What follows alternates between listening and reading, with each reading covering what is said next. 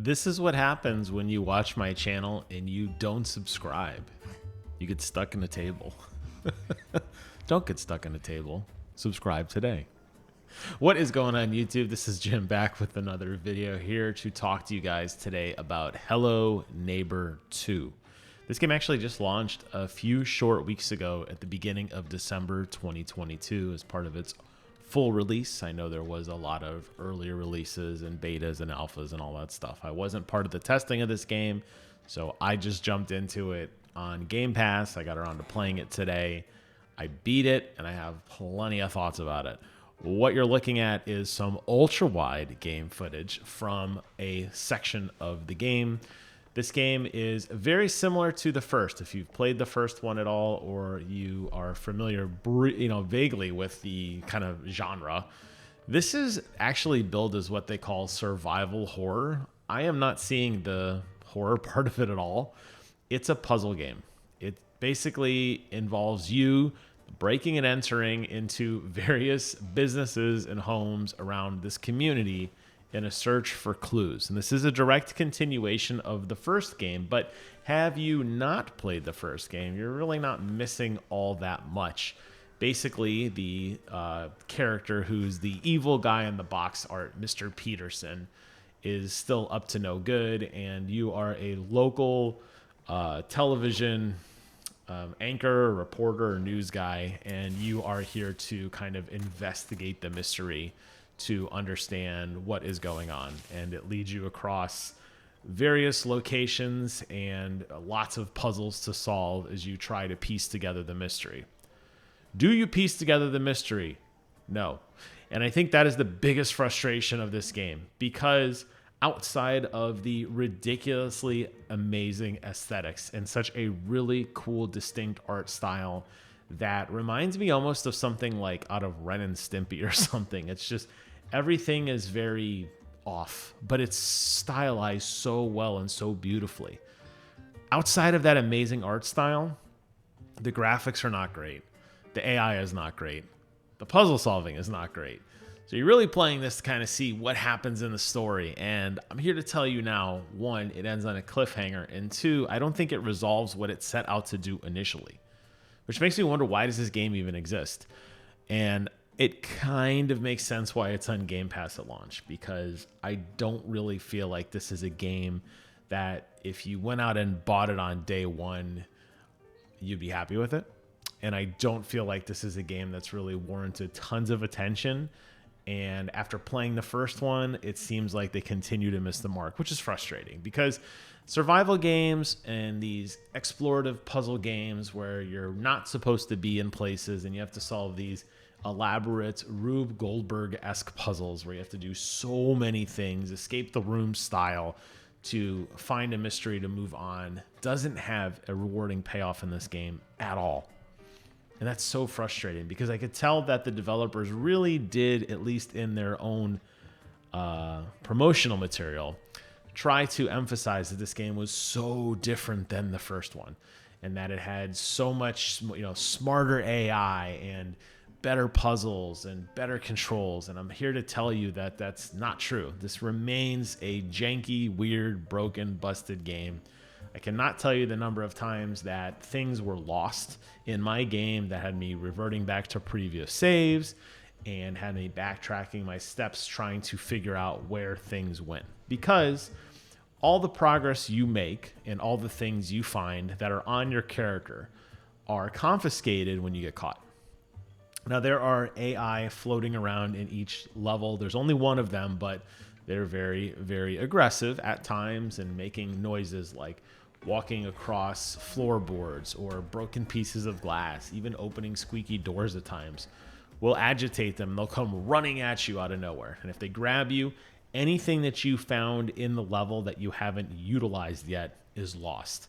Simple tools like scissors, crowbars, wrenches, that sort of thing will remain with you from load to load. But if you get caught, well, prepare to redo things. See, the AI is supposed to be this smart AI, and what they do is they like to tidy up. If they see doors that are open, they will close them. If they see things that are out of place, they will put them back. And this is actually a really cool concept because it does kind of allow you to somewhat manipulate the AI and kind of have this dynamic experience. They will roam and do things. And if they notice things are out of the ordinary, they may spend a little more time than normal in a room, or they may start to tidy up and try to undo some of the things that you've been doing, which is a really cool concept. The problem is the AI oftentimes gets confused, like you saw at the beginning of this video, where they'll get stuck on things, or they'll take an item from you and they won't put it back where they found it. They'll put it in a totally different place. And it is so hard, especially later on in the game when the AI gets much more aggressive and the stakes are significantly higher with some timed challenges as well, that you get caught, okay, it happens, and you spend more time looking for the thing that you just had than actually doing the challenge. And it's so frustrating because it just really does kind of lead to a lot of unnecessary frustration. Now, the game does put a lot of stuff in your favor. As you noticed, a lot of doors have seams between them, which leads again to that really distinct, unique art style. You know, things are crooked and sometimes out of focus or sometimes misplaced in a way that it gives you an advantage as a player. You can make noises, you can throw things, break glass, that sort of thing to pull AI away, which helps. But ultimately, the maneuvering through the levels does get cut short time and time again because the game can't help itself and it becomes very janky. There are puzzles that I know I solved correctly because I looked online, because I couldn't figure out what I was doing wrong and the game still didn't allow me to progress, which reverted to me having to go back to old save files. There were times that something was supposed to happen. Like in one instance, you're supposed to dig up a hole with a shovel and a treasure will appear. And that treasure is utilized to progress to the next area, right? Well, for some reason, because of where I was standing when I dug it up, I guess the game's physics got confused and it launched the item like 60 feet away from me, flying up in the air. And thankfully, I happened to be looking in the direction, but it looked like it just got literally shot out of a cannon. And I had to run all the way across the street, across another fence, and on another neighbor's house on the backside of their yard to find it. And it's like, okay, that clearly shouldn't have happened. And you could say, you know what?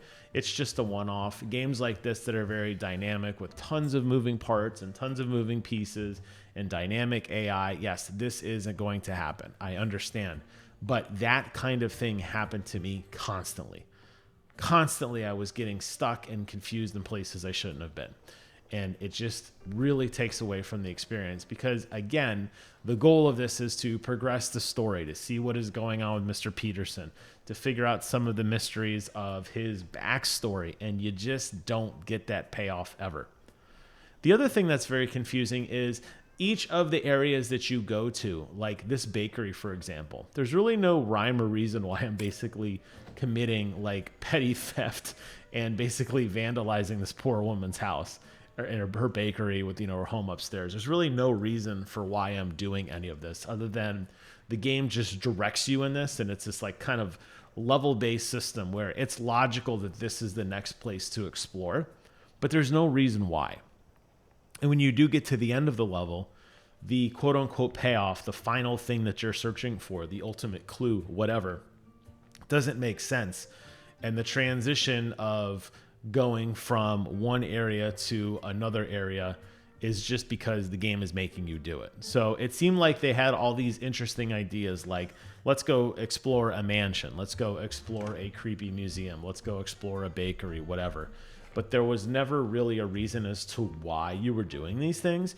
And as you look back on it and kind of think through your character's journey, it's basically them just wandering from house to house, getting into trouble, solving things, and moving on and moving on to the next thing. That's why I cannot recommend this game. I don't think that if you're a pure puzzle gamer and you just like puzzles, you may enjoy some of the challenges. A lot of them do feel very samey in the sense that there's only a very small set of hand tools that will be utilized throughout your experience over and over again. And a lot of the gimmicks, like putting out a fire or using a wrench to unscrew some bolts or using scissors to cut away at a piece of fabric or something, gets repeated time and time and time again, to the point that it's very mechanical. It's like, oh, I see a pair of scissors, I immediately know what I am looking for. And once you kind of solve those challenges, the game does go by very quickly. I beat it in about, I want to say 3 hours. A lot of that time was definitely lost to replaying and to getting stuck and having to reload things because I would just lose items altogether. Like my crowbar in one playthrough just literally just vanished from existence. And I had to go figure out where it was, and I couldn't. So what I just decided to do was basically start the game over again. I've seen speedruns of people beating this game in a short of 30 minutes. All the puzzles are the same. So once you know the combination to a vault or to a safe, it's very simple to walk over to it and bypass significantly large portions of the game. I obviously don't recommend that because that kind of takes away from some of the fun. But ultimately, I think if there is going to be a Hello Neighbor 3, and I don't know what the sales of this game are, and I don't know what the funding or the budget or whatever this is, but if there is going to be a sequel, I love the art style. I think that is the aesthetic that is working for this game, and I hope to see them continue that.